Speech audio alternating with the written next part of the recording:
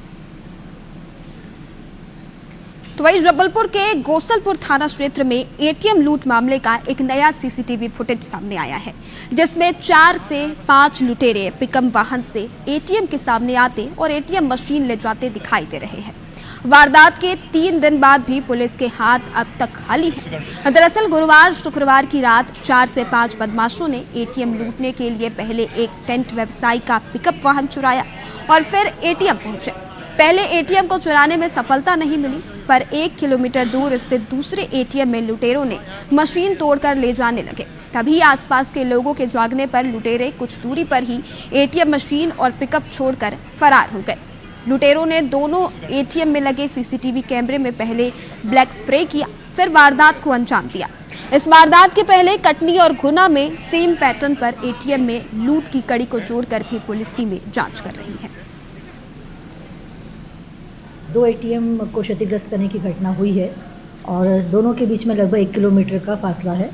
इसमें कोई अज्ञात पिकअप वाहन से कुछ लोगों का आना पता चला है और एक एटीएम में तो उन्होंने कैमरे को भी डैमेज किया है और स्क्रीन को भी डैमेज किया है। ये आसपास के क्षेत्र में भी कैमरों में देखा जा रहा है और आरोपी गणों की तलाश के और पतालशी के प्रयास किए जा रहे हैं। और इस कड़ी में अगली खबर, डिंडौरी के कोतवाली पुलिस ने देर रात एक बलेनो कार से 105 लीटर अंग्रेजी शराब जब्त किया है। कार की नेम प्लेट में जिला महामंत्री पिछड़ा वर्ग प्रकोष्ठ लिखा हुआ है और पंजे का निशान है। कार में सवार 3 लोगों को कोतवाली पुलिस ने गिरफ्तार कर लिया है। पुलिस ने बताया कि देर रात अमरपुर मार्ग पर मॉडर्न स्कूल के पीछे एक नीले रंग की कार संदिग्ध हालत में मिली, जिसमें 3 लोग सवार थे। बरामद शराब की कीमत 67,650 रुपए और कार की बाजार कीमत लगभग 6 लाख रुपए बताई जा रही है। तीनों आरोपियों को पुलिस ने गिरफ्तार किया गया है और गाड़ी व 105 लीटर अंग्रेजी शराब जब्त कर हमारे द्वारा कुल 6,67,650 रुपए का मसरूका जब्त किया गया है और 34(2) आबकारी एक्ट के तहत उक्त आरोपियों पर कार्रवाई की जा रही है। और देश में डिजिटल अरेस्ट के मामले बदस्तूर जारी है। इसका ताजा शिकार इंदौर का एक बुजुर्ग बना, जिसे ठगों ने खुद को मुंबई के कोलाबा पुलिस स्टेशन का अधिकारी बनकर 27 लाख रुपए की ठगी कर ली। बुजुर्ग को ठगों ने मनी लॉन्ड्रिंग केस में नाम आने का हवाला दिया और 11 दिनों तक मानसिक दबाव में रखा। बुजुर्ग ने ठगों को पैसे देने के लिए अपनी एफडी भी तुड़वा दी। ठग रोजाना वीडियो कॉल पर बुजुर्ग को बंधक बनाए रखे और 11 दिन बाद पीड़ित को शक हुआ और जब उसने उन्हीं नंबरों पर दोबारा कॉल किया तो किसी ने फोन नहीं उठाया। तब जाकर उसे समझ आया कि उसके साथ धोखाधड़ी हुई है। Punjab national bank, union bank और बंधन बैंक के 3 अकाउंट में पैसा गया है। इनको फिलहाल इसमें ब्लॉक करा दिया गया है, एफआईआर रजिस्टर कर ली गई है। इन्वेस्टिगेशन में टेक्निकल एविडेंसेस के आधार पर टीम लगातार काम कर रही है। और इस कड़ी में अगली खबर मुरैना से है, जहां रविवार को प्रशासन ने करोड़ों की सरकारी जमीन को अतिक्रमण मुक्त कराया है। हाईकोर्ट ने आदेश के बाद चलाए गए इस ऑपरेशन में विरोध का भी सामना करना पड़ा। मुरैना तहसील क्षेत्र में पीडब्ल्यूडी रेस्ट हाउस के पास स्थित लगभग 7,000 स्क्वायर फीट सरकारी जमीन पर कई वर्षों से चल रहे अतिक्रमण को जमींदोज कर दिया गया। बता दें कि अतिक्रमण को लेकर लगातार शिकायतों के बाद भी कोई कार्रवाई नहीं हो पा रही थी। ऐसे में मामला हाईकोर्ट पहुंचा, जहां ग्वालियर हाईकोर्ट ने कलेक्टर को तत्काल हस्तक्षेप करके निर्देश दिए। इसके साथ ही कल यानी सोमवार को हाईकोर्ट ने कलेक्टर मुरैना को तलब किया है। हमारी रजिस्ट्री है और रजिस्ट्री में बना है, वो जहाँ से उसने खेत मालिक ने बताया वहाँ से हमने बनाया। ऑर्डर के बाद हम हाईकोर्ट गए हैं, उसके बाद हाईकोर्ट ने 4 हफ्ते का आदेश किया है, उसके बाद भी कोई सुनवाई नहीं हुई। अतिक्रमण हटाने का आदेश माननीय न्यायालय से हुआ था, उसी आदेश के पालन में राजस्व विभाग द्वारा इसमें अतिक्रमण हटाने की कार्रवाई की जा रही है। जिला ने सुनवाई पर्याप्त अवसर देकर सुनवाई करी है और ये इंक्रोचमेंट पाया है। इंक्रोचमेंट पाने के बाद उन्होंने इसमें जुर्माना किया है और हटाने की आदेश। और अब खबर राजधानी भोपाल से, जहां बैरागढ़ के पास BCLL बस हादसे का शिकार हो गई। चलती बस से धुआं निकलने लगा। ड्राइवर कंडक्टर ने यात्रियों की सुरक्षा के लिए उन्हें बाहर निकाला। मौके का जायजा लिया संवाददाता हरप्रीत कौर ने। राजधानी भोपाल के बैरागढ़ इलाके में एक बड़ा हादसा टल गया। देखा जा सकता है कि रेड बस जो बैरागढ़ से हलालपुर बस स्टैंड की तरफ जा रही थी। बताया जा रहा है कि अचानक सामने एक तेज रफ्तार कार को बचाने के चक्कर में बस डिवाइडर से जा टकराई और उसके बाद डिवाइडर पर लगी रेलिंग को तोड़ते हुए बस कुछ इस तरह आकर रुक गई। सामने से बस का काफी हिस्सा क्षतिग्रस्त हो गया है। अंदर करीबन 20 से ज्यादा सवारियां बैठी थी, लेकिन गनीमत ये रही कि हादसे में किसी को चोट नहीं पहुंची। कंडक्टर की बात की जाए, ड्राइवर की बात की जाए या अंदर बैठी सवारियों की बात की जाए, सभी सुरक्षित हैं, किसी को चोट नहीं लगी। लेकिन बस की जो हालत है उसे देखकर अंदाजा लगाया जा सकता है कि एक्सीडेंट कितना खतरनाक था। फिलहाल जिस कार चालक को बचाने के चक्कर में इस बस का एक्सीडेंट हुआ है वो कार चालक भी सुरक्षित है। देखा जा सकता है कि बस रेलिंग को भी तोड़ चुकी है, उसके साथ ही इस डिवाइडर को भी तोड़ते हुए वो डिवाइडर पर आ गई। ये वो रोड है जहां पर पूरा समय, दिन हो चाहे रात, ट्रैफिक इसी तरह गुजरता है। लेकिन जब दोपहर में ये हादसा हुआ उस वक्त भी लोग जो है इस सड़क से गुजर रहे थे, वाहन चालक इस सड़क से गुजर रहे थे, लेकिन राहत भरी बात ये रही कि किसी को नुकसान नहीं पहुंचा। फिलहाल बस आगे से पूरी तरह डैमेज हो गई है, इसके साथ ही कांच टूटकर और जो इसके और जो चीज़ें वो टूटकर पूरी सड़क पर इधर उधर बिखर गई हैं। जैसे ही घटना के बारे में जानकारी लगी, फौरन पुलिस भी मौके पर पहुंची। इसके साथ ही सवारियों को प्राथमिक उपचार के लिए हॉस्पिटल भी ले जाया गया, लेकिन गनीमत ये रही कि इस एक्सीडेंट में ना सवारी, ना फिर कंडक्टर या फिर ड्राइवर, किसी को भी चोट नहीं पहुंची। हालांकि बस पूरी तरह से सामने से जरूर डैमेज हो गई है। Cameraman Harpreet Kaur, rail. और इंडिगो की ऑपरेशन समस्या से यात्रियों को अब भी राहत नहीं मिल रही है। इंदौर में शनिवार को कुल 30 फ्लाइट्स कैंसिल होने के बाद आज रविवार सुबह से ही आधा दर्जन फ्लाइट्स रद्द कर दी गई। इंदौर से दिल्ली, मुंबई, पुणे, बेंगलुरु, कोलकाता, चेन्नई और गोवा जाने वाली उड़ानें प्रभावित रही। अचानक फ्लाइट्स रद्द होने से यात्रियों को भारी परेशानी का सामना करना पड़ा, तो वहीं कई यात्रियों की कनेक्टिंग उड़ानें छूट गई, जबकि कुछ को एयरपोर्ट पर घंटों इंतजार करना पड़ा।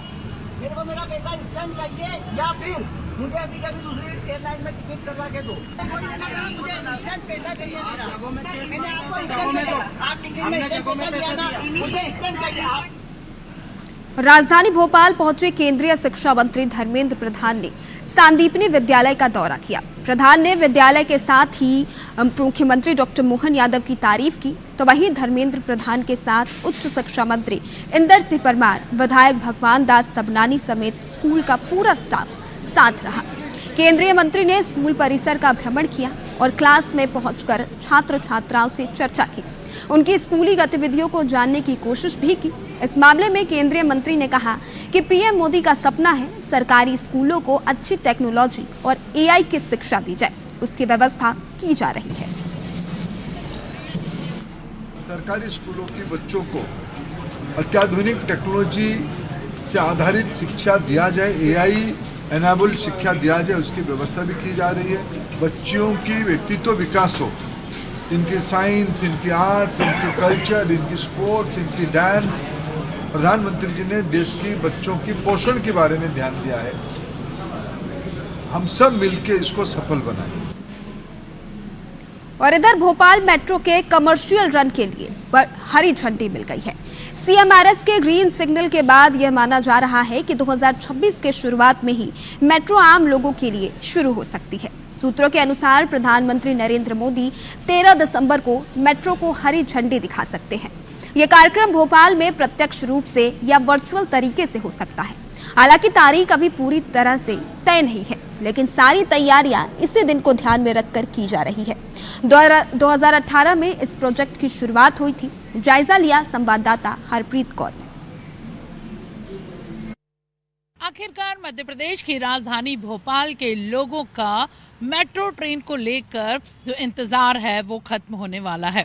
इस वक्त हम मौजूद हैं मेट्रो ट्रेन के उसी कोच के सामने जिसमें अब जल्द ही शहर के लोग सफर कर सकेंगे।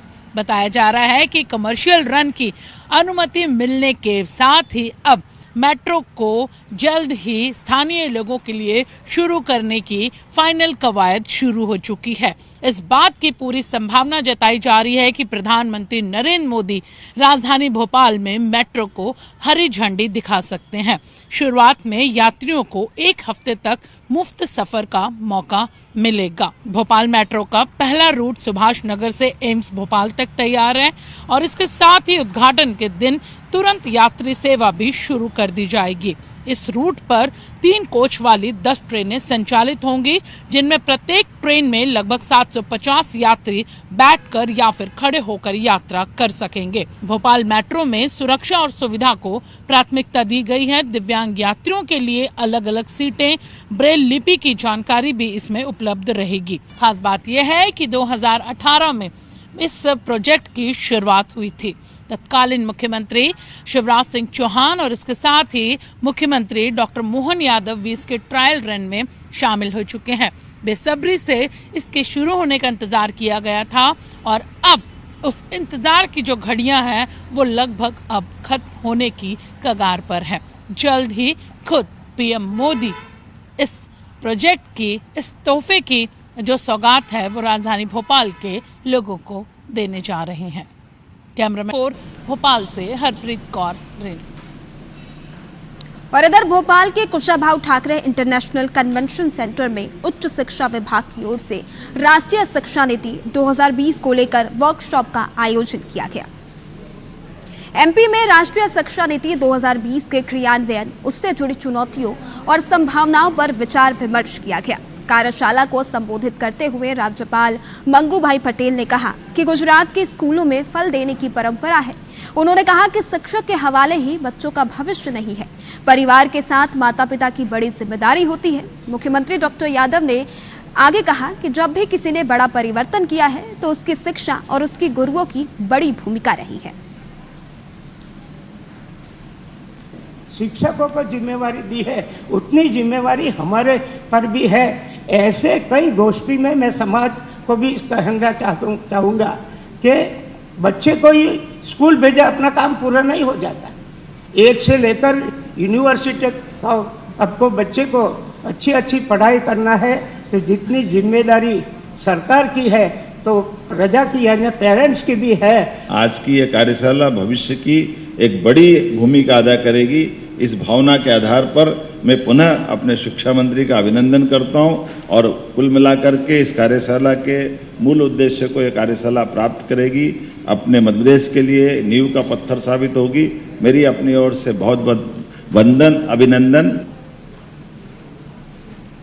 कार्यक्रम में केंद्रीय शिक्षा मंत्री धर्मेंद्र प्रधान, मध्य प्रदेश के उच्च शिक्षा मंत्री इंदर सिंह परमार और स्कूल शिक्षा मंत्री उदय प्रताप सिंह भी शामिल हुए। इस दौरान उन्होंने अपने संबोधन में क्या कुछ कहा, आपको सुनाते हैं। मैं ऐसे नहीं मानता हूं कि भारतीय शिक्षा नीति कोई नई मसौदा है। भारत की सभ्यता आधारित, जिसको कभी भारतीय ज्ञान परंपरा कहा जाता है, भारतीयता कहा जाता है, जो इस सभ्यता के मूल स्तंभ है। नए जो सिलेबस बने हमारे हैं उस सब में भारतीय ज्ञान परंपरा के साथ में राष्ट्रीय शिक्षा नीति के परिप्रेक्ष्य में जो परिवर्तन होना था, बदलाव होना था, वो हमारे एक्सपर्ट लोगों ने बनाने का काम किया है। हम जो सिलेबस बच्चों को देते हैं बहुत न्यूनतम दरों पर प्राइवेट इंस्टीट्यूशंस को भी हम ब्लॉक स्तर पर बुक फेयर लगा के, आप आश्चर्य करेंगे कि 12वीं का हमारी किताब जो है लगभग 450 रुपये का सेट हम उन बच्चों को जो निजी क्षेत्र में पढ़ रहे हैं उनको भी उपलब्ध कराने का काम मध्य प्रदेश के अंदर हमारी सरकार करने वाली है। और अब खबर छिंदवाड़ा से, जहां सड़कों पर आवारा पशुओं का आतंक देखने को मिला है। सांड ने एक के बाद एक कई लोगों पर हमला किया। सोशल मीडिया पर घटना का जो वीडियो है अब तेजी से वायरल हो रहा है और इस वक्त ये वीडियो आप अपने टेलीविजन स्क्रीन पर देख सकते हैं। परसिया चांदा मेटा सड़क का ये मामला है। तो देखिए आवारा सांड ने किस तरह एक के बाद एक कई राहगीरों को निशाना बनाया और उन पर हमला किया है। तो सोशल मीडिया पर ये वीडियो तेजी से वायरल हो रहा है। इस वक्त आप अपनी स्क्रीन पर ये वीडियो देख सकते हैं किस तरीके से आवारा सांड ने एक के बाद एक कई लोगों पर हमले किए हैं। परासिया चांदा मेटा सड़क का ये मामला है।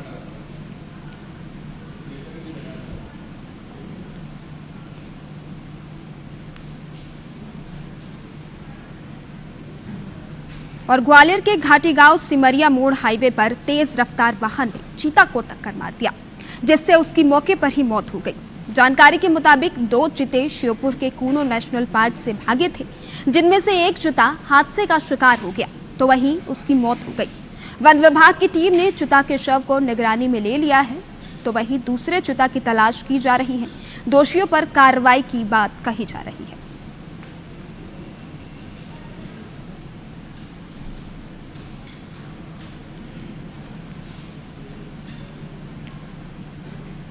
और अब खबर रायसेन से है, जहां NH45 पर अज्ञात वाहनों ने बाघ को टक्कर मार दी। इससे बाघ गंभीर रूप से घायल हो गया। सूचना मिलने पर वन विभाग ने रात भर घायल बाघ की निगरानी की।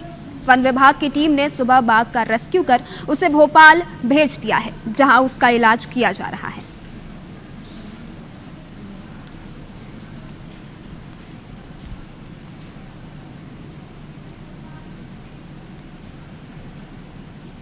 और मंडला के कान्हा टाइगर रिजर्व क्षेत्र में सफारी के दौरान एक रोमांचक नजारा देखने को मिला। जी हाँ, यहाँ के सरही जोन में 10 बाघ एक साथ देखे गए, जिन्हें देखते ही वहां मौजूद लोगों की खुशी का ठिकाना नहीं रहा। आमतौर पर एक सफारी में 2 या 3 बाघों का दिख जाना भी बहुत भाग्यशाली माना जाता है, तो यहाँ 10 बाघ एक साथ दिखे। ये रोमांचक नजारा सभी ने अपने कैमरे में कैद किया।